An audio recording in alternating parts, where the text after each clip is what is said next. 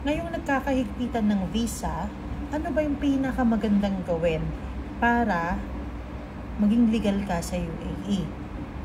Number 1, bumili ka ng freelance license with visa, which is only 12,121.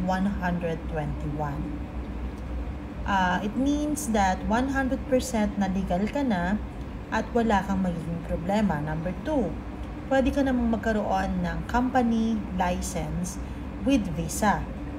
Okay po. Kapag company license, ibig sabihin may sarili ka ng negosyo at kung kailangan mo ng company license, ay madali lang namin kayo mabibigyan. Magkano ang cost nito? Kapag gusto mo ng company license, pinakamababa 5,555. Pero kapag may visa, iba na yung costing nun kasi license plus visa na. Ngayon, papaano kung gusto nyo 5 shareholders kayo? Kaya namin yon, walang problema. And then, we can divide the cost of the license doon sa 5 shareholders na yon.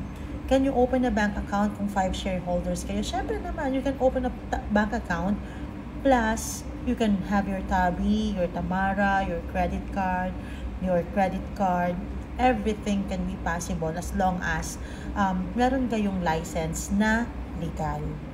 Other than that, we can also help you in your website, in your marketing, in your everything that you require here in UAE legally. Dapat legal lahat. And up to 5 activities ang kaya nyong ibigay or kaya namin ibigay sa inyo sa isang license na inyong gagamitin. Maganda ito lalo na kapag nagbebenta ka ng mga products online sa social media like Facebook, Instagram, website. Magandang magka-license na kayo. Hindi yung illegally, yung mga nag-uukay-ukay dyan. Magsabi kayo sa amin and we will assist you.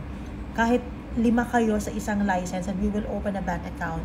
Different bank accounts for all of you para naman may control kayo doon sa bank account na yun. Sige, if you need our assistance, you can always call Yes Pinoy Pro. Okay po, you can find it in Google and then try to get my number there. You can also check it in our bio, in our Facebook, our Instagram, and our YouTube. So if you need assistance, let us know and we will assist you automatically.